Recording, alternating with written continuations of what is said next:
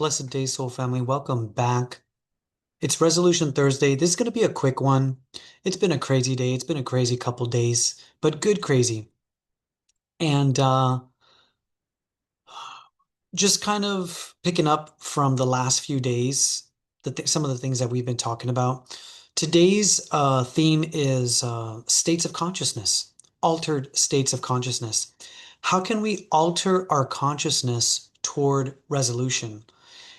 Remember that at the end of 2025, coming into 2026, in this series, I had three main topics for discussion: unity consciousness, dispute resolution systems, and what else?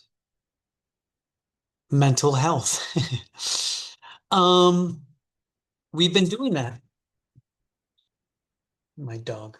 We've been doing that for, since February, and slowly chipping away at the concepts and the strategies and the constructs. So we talked about on Monday in Mental Health Monday, altered states of consciousness. Science says that Qigong can produce a trance-like state. And we talked about how relaxation is key to facilitate the theta shift. And that is different from our waking state because in our waking state, when we're active, we are oftentimes in a sympathetic response state as opposed to a parasympathetic. Sympathetic uh, can lead to fight or flight, can lead to adrenaline, can lead to anxiety. Parasympathetic is the state that we want to induce to relax. Why? Why do we want to do that? Well, today we're talking about resolution, conflict resolution. It took me a while to understand that martial arts is a dispute resolution system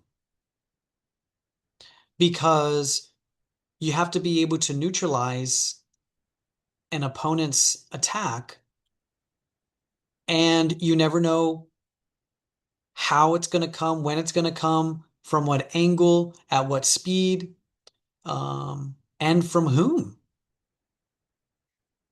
You just know as a martial artist, you have to practice your skills and your techniques. You always kind of have to be ready. You always have to be fit. You have to be ready and fit.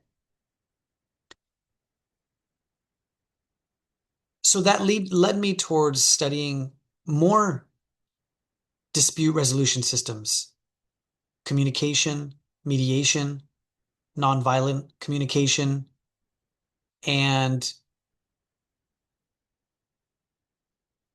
alongside meditation, contemplation, I am theorizing that in order to handle a dispute or in order to be in a place where you can handle your own internal dispute, if there's an external dispute as well, or two people are having a dispute and you're caught in the middle, you have to alter your state of consciousness. And how do you alter your state of consciousness? What is the, you can't be in a sympathetic fight or flight state. You can't be in a judgmental state. You can't be reactive. You can't be, you have to be every, you, you have to be calm. You have to be relaxed. And you have to be able to bring relaxation and bring calm to the situation.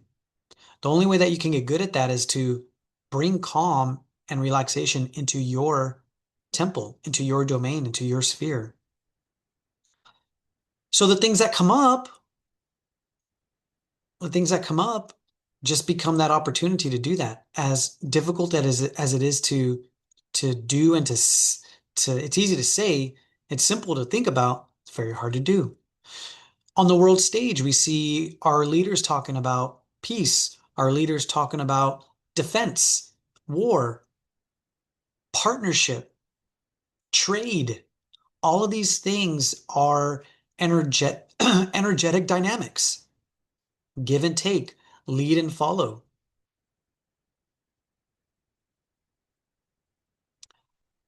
But there's some state of consciousness that we have either acclimated to or conformed to because we might be afraid of societal impact if we go against the grain. But in order to, my sense is that in order to usher in a a different state of being, living, and coexisting in the world without war and without violence, we have to get better at resolution and dispute, and we have to alter our states of consciousness. For example, for a question for the Christians, because I was raised Christian, and so this is something that I have to look at in myself, okay? Is the Christian heart the same as Jesus' heart, the heart of Jesus? Is the heart of the Christian the same as the heart of Jesus? What would be the difference there? What would the difference feel like? Just trying to imagine what's the heart of Christianity? And when it comes to disputes, let's say there's a neighborly dispute. Let's say there's a political dispute. Let's say there's a religious dispute. But when it comes to the heart of Jesus, how did Jesus handle his disputes?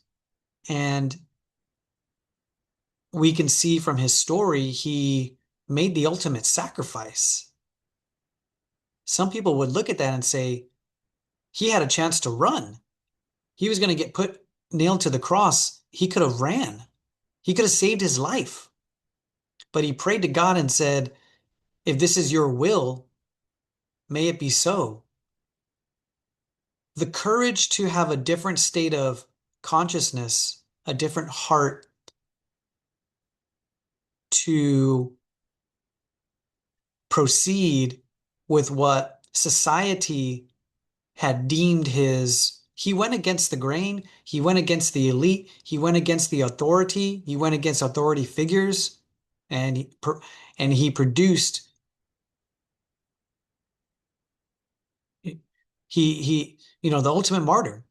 But because of his heart and because of the practice of heartfulness that he came into along his path and his journey throughout all of his healing, all of his parables, everything that he saw, he cultivated a heart that I would ask Christians to say, is the heart of Jesus different from the heart of of Christianity? And I think I'm not trying to put Christianity on blast or anything like that. It's an individual's question. Whatever religion you practice, right? Is your heart such that you alter your state of consciousness to mitigate conflict, resolve differences, and handle disputes? Tomorrow we'll do a meditation on this. Blessed day. I'm actually going to a community meeting where um, there are some business folks in the community that are disputing a tax. So I'm going to go look at that and see what strategies are going to be deployed. And if you're interested in knowing and to know more, let me know. And embrace the woo. I will. And may your chi flow smoothly. See you tomorrow.